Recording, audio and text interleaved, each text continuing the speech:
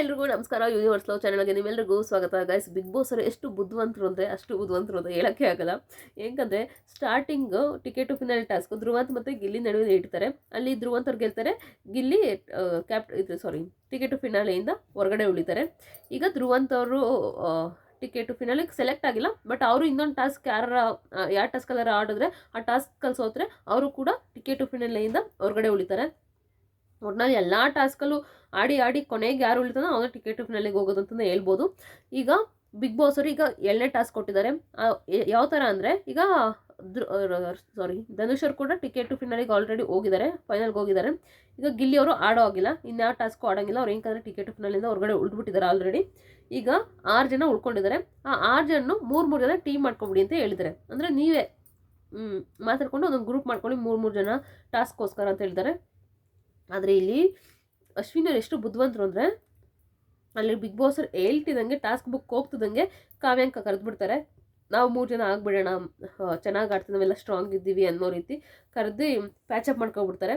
So ಅಲ್ಲಿ ಕಾವ್ಯ ಒಪ್ಕೊಬಿಡ್ತಾಳೆ, okay ಆಡೋಣ ನಾವು 3 ಜನ ಅನ್ನೋ ರೀತಿ ಒಪ್ಕೋತಾರೆ.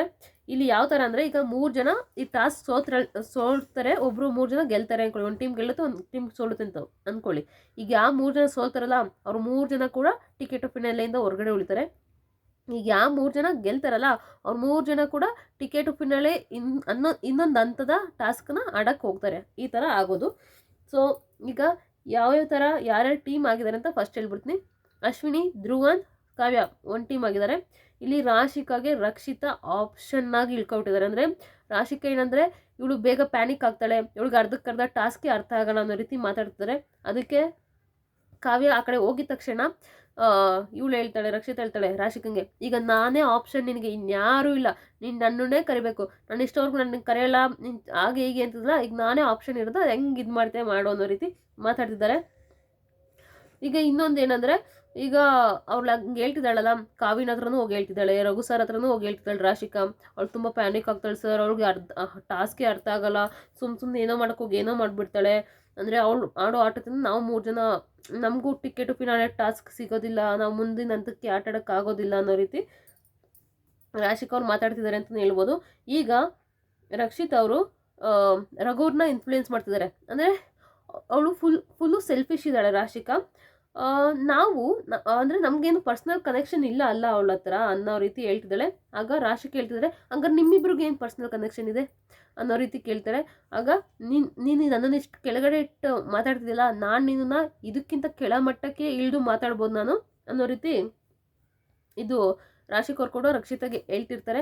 ಆಗ ಗಿಲ್ಲಿ ಅಡ್ಡ ಬರ್ತಾರೆ, ರಕ್ಷಿತಾಗೆ ಸಪೋರ್ಟ್ ಮಾಡ್ಕೊಂಡು, ಅವಳು ಅಂಥದ್ದು ಏನು ಅಂದ್ಬಿಟ್ಲು ನಿಮಗೆ, ಪರ್ಸ್ನಲ್ ಅನ್ನೋದು ಕೆಳಗಡೆ ಇಟ್ಟು ಮಾತಾಡ್ಬಿಡೋದು ನಿಮಗೆ, ಅಂಥದ್ದು ಏನು ಅಂದ್ಬಿಟ್ಲು ಹೇಳು ಅನ್ನೋ ರೀತಿ ರಕ್ಷಿತಾಗೆ ಗಿಲ್ಲಿ ಸಪೋರ್ಟ್ ಮಾಡಿದ್ದಾರೆ.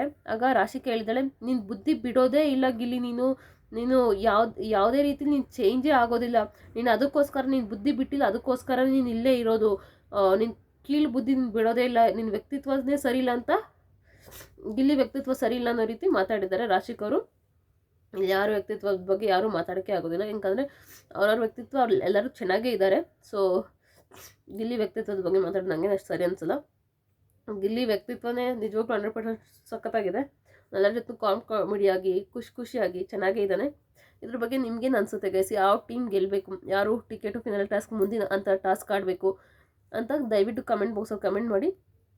ಪೂರ್ತಿ ವಿಡಿಯೋ ನೋಡಿದಾಗ ಧನ್ಯವಾದಗಳು. ಆಲ್ರೆಡಿ ಒಂದು ಗ್ರೂಪ್ ಆಗೋಗಿದೆ 3 ಜನ ಸೇರಿ. ಇವ್ರು 3 ಜನ ಆಡಲೇಬೇಕೀಗ, ರಘು ಸರ್, ರಾಶಿಕಾ ಮತ್ತು ರಕ್ಷಿತಾ. ನೋಡೋಣ ಯಾರು ಗೆಲ್ತಾರೆ, ಯಾರು ಸೋಲ್ತಾರೆ, ನೋಡೋಣ ಗೊತ್ತಾಗುತ್ತೆ.